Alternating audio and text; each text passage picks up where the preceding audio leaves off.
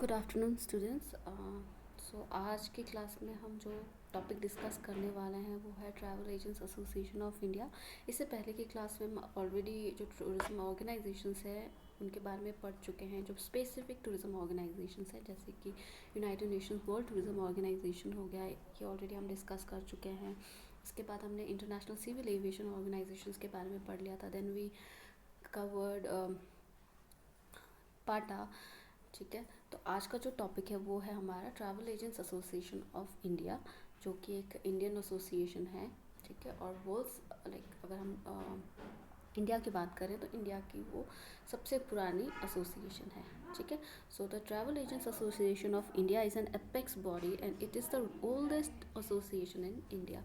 जो travel agents association of India है वो क्या है, सबसे पुरानी ट्रैवल एजेंट्स एसोसिएशन है इंडिया की, जो कि 1951 में बनाई गई थी। ठीक है, जब ये स्टार्ट हुई थी, जब इस ऑर्गेनाइजेशन उस एसोसिएशन को स्टार्ट किया गया था तो इसके जो मेंबर्स थे वो सिर्फ 12 मेंबर्स थे। तो 12 ट्रैवल एजेंट्स ने मिलके इसको स्टार्ट करा था, और इनका जो मेन मोटिव था, इनका जो मेन पर्पस था इसको स्टार्ट करने का, एसोसिएशन को स्टार्ट करने का, वो था जो भी इंडस्ट्री से रिलेटेड लोग हैं, अब वो लोग कौन हो गए, आपके ट्रैवल एजेंट्स हो गए, आपके ट्रैवलर्स हो गए, उनके इंटरेस्ट को सेफ गार्ड करना। ठीक है, उनके जो भी प्रॉब्लम्स है, जो बहुत ज़्यादा अनवांटेड चीज़ें हो रही थी उस टाइम पे, उनको सेफ गार्ड करना। ठीक है, तो उस टाइम पे जो 1951 की हम बात करें, उससे पहले कोई भी ट्रैवल एजेंट्स की एसोसिएशन नहीं थी, कोई एक यूनिफॉर्म वे नहीं था जो ट्रैवल इंडस्ट्री से रिलेटेड काम करने के लिए।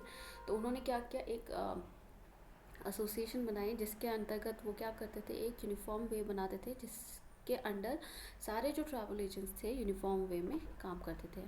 ठीक, उनके लिए रूल्स एंड रेगुलेशंस, एक पर्टिकुलर रूल्स एंड रेगुलेशंस होते थे, और उन्हीं रूल्स एंड रेगुलेशंस को फॉलो करके वो ट्रैवल एजेंट्स जो है अपनी जो कंपनीज और अपना बिजनेस वो रन करते थे। ठीक, तो ऑब्जेक्टिव्स एंड एक्टिविटीज़, कौन कौन से ऑब्जेक्टिव्स हैं, कौन कौन से एक्टिविटीज़ हैं टाई के। The primary objectives of TAAI is to safeguard the interest of players in the industry. तो सबसे पहला जो प्राइमरी ऑब्जेक्टिव है टूरिज्म इंडस्ट्री में टाई का, वो है to safeguard interest of players in the industry. अब प्लेयर्स इन इंडस्ट्री कौन हुए, जो भी उस इंडस्ट्री से, टूरिज्म इंडस्ट्री से रिलेटेड लोग हुए, उन सबके क्या इंटरेस्ट को सेफ गार्ड करना। ठीक है, अनवांटेड चीज़ें जो होती हैं टूरिज्म इंडस्ट्री में उसको कंट्रोल करना। ठीक है, जो भी ट्रैवलर्स हैं उनको एक यूनिफॉर्म वे में सारी सर्विसेज प्रोवाइड करना इनका मेन ऑब्जेक्टिव था। ठीक है, नेक्स्ट है to promote orderly growth and development of the industry. तो उस टाइम पे क्या है, टूरिज्म इंडस्ट्री बहुत ज़्यादा डेवलप नहीं थी इंडिया में, ये इनिशियल स्टेजेस पे था, बहुत सारे ट्रैवल एजेंट्स भी नहीं थे, बहुत सारी ट्रैवल एजेंसीज नहीं काम कर रही थी उस टाइम पे, जैसे कि अभी कर रही हैं। आप अगर अभी देखो तो बहुत सारे ट्रैवल एजेंट्स हैं, बहुत सारी ट्रैवल एजेंसीज हैं जो डिफरेंट डिफरेंट लोकेशंस पे, डिफरेंट डिफरेंट डेस्टिनेशंस पे काम करती है। बट उस टाइम पे 1951 से पहले की अगर हम बात करें तो बहुत ज़्यादा लिमिटेड ट्रैवल एजेंट्स थे। ठीक है, उससे पहले जो इंडिया में जो टूरिज्म ऑर्गेनाइजेशन जो काम करती थी वो क्या थी, थॉमस कुक हो गई, आपकी कॉक्स एंड किंग्स होगी, जो कि फॉरेन ट्रैवल एजेंसीज और टूर ऑपरेटर्स थे, वो इंडिया में काम करते थे। 1920 में जो फर्स्ट ट्रैवल एजेंसी आई इंडिया की, वो थी जीना एंड कंपनी। एंड उसके बाद क्या है, धीरे धीरे जो इंडियन जो कंपनीज है वो आने लगी ट्रैवल एजेंट्स की। ठीक है, तो उनका जो मेन मोटिव था, टाई का जो मेन मोटिव था वो क्या था, इंडस्ट्री में ग्रोथ एंड डेवलपमेंट करना और ज़्यादा लोगों को इसमें इंक्लूड करना, इस बिजनेस में इंक्लूड करना। And third one is to protect the rights of the travellers. तो थर्ड जो प्राइमरी ऑब्जेक्टिव था टाई का, वो था जो भी ट्रैवलर्स हैं उनके राइट्स को प्रोटेक्ट करना। ठीक है, जब कोई यूनिफॉर्म वे नहीं होगा, किसी भी ट्रैवल एजेंसी, कोई भी ट्रैवल एजेंसी अपने मन से, अपनी मर्ज़ी से कोई भी जो भी प्राइस है वो उनसे चार्ज कर रही है। ठीक है, तो टाई के आने के बाद क्या हुआ, एक यूनिफॉर्म वे बना, जो सारी की सारी ट्रैवल एजेंसीज थी वो क्या है, एक पर्टिकुलर रूल्स एंड रेगुलेशंस के अंदर काम करने लगी। इससे क्या है, ट्रैवलर्स को भी जो बिना वजह का हरासमेंट होता था वो कम होने लगा। ठीक है, तो उनका जो मेन फंक्शन था और मेन जो ऑब्जेक्टिव था टाई का, वो था सेफ गार्ड करना, किसको, जो ट्रैवलर्स हैं उनको किसी भी अनवांटेड प्रॉब्लम से प्रोटेक्ट करना, उनका मेन मोटिव था।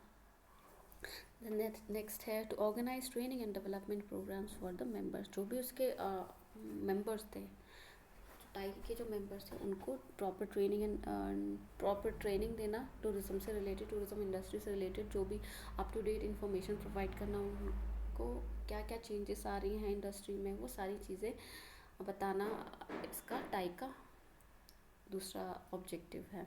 ठीक। नेक्स्ट है undertake promotion and development of tourism. Tourism से रिलेटेड जो भी प्रमोशन एक्टिविटीज़ है, जो भी डेवलपमेंटल एक्टिविटीज़ है, वो करना टाई का और एक काम है। नेक्स्ट है to work as an information and facilitation centre for its members. तो जो भी इसके मेंबर एजेंसीज हैं, जो मेंबर स्टेक होल्डर्स हैं, उनको क्या है, इंफॉर्मेशन प्रोवाइड करना, सारी की सारी जो भी टूरिज्म से रिलेटेड इंफॉर्मेशन प्रोवाइड करना, कोई भी अगर चेंजेस आ रहे हैं, कोई भी रूल्स एंड रेगुलेशंस हैं जो चेंज हो रही हैं, उनसे रिलेटेड सारी इंफॉर्मेशन देना इनका काम है। नेक्स्ट है to represent the industry before the government in matters related to tourism and any other matter of its interest to its members.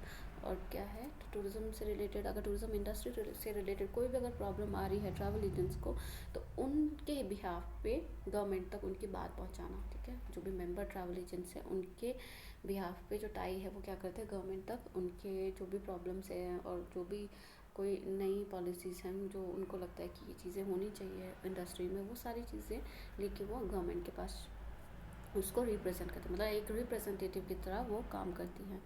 Next to work as an consultative body for the ministry of external affairs, civil aviation, finance, transport, railway, home affairs. तो क्या है, tie क्या करती है, अलग अलग लोगों से, सिर्फ ट्रैवल एजेंट्स के साथ ही नहीं, ये क्या करती है, अलग अलग जो कंट्री में जो अलग अलग डिपार्टमेंट्स हैं, उनसे भी क्या करती है, टाई अप रखती है, उनसे बात करती है, कोई भी प्रॉब्लम होती है, सो दैट वो क्या कर सके, उसको ईजिली सॉल्व कर सकें।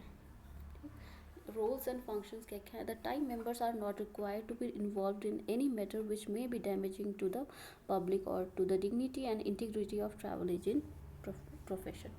जो भी अब जो टाई मेंबर्स हैं, उनके क्या रोल्स हैं कि वो किसी भी ऐसी एक्टिविटी में पार्टिसिपेट ना करें जिससे ट्रैवल एजेंट्स या पूरे जो ट्रैवल एजेंसी बिजनेस है, उनके डिग्निटी और उनके integrity को harm पहुँचे। The logo of TIE is to be used in all the communication and the agents should advertise about the advantages of dealing with the TIE members। तो जो tie है, tie का जो एक लोगो है वो क्या करती है, वो टाई का मतलब जो भी इसके एसोसिएटेड मेंबर्स है, वो क्या, उनको वो गाइडलाइंस देती कि वो क्या है, अपने ट्रैवल एजेंसीज में, अपने उसमें जो भी टाई का लोगो डिस्प्ले करे, सो दैट उनको जो भी अलग अलग वेंडर्स हैं उनको पता चले कि ठीक है, ये टाई के अंडर रिकॉग्नाइज्ड हैं एंड जो भी उनके बेनिफिट्स हैं, टाई के अंडर रिकॉग्नाइज होने के जो बेनिफिट्स हैं उनको अवेलेबल हैं। ठीक है।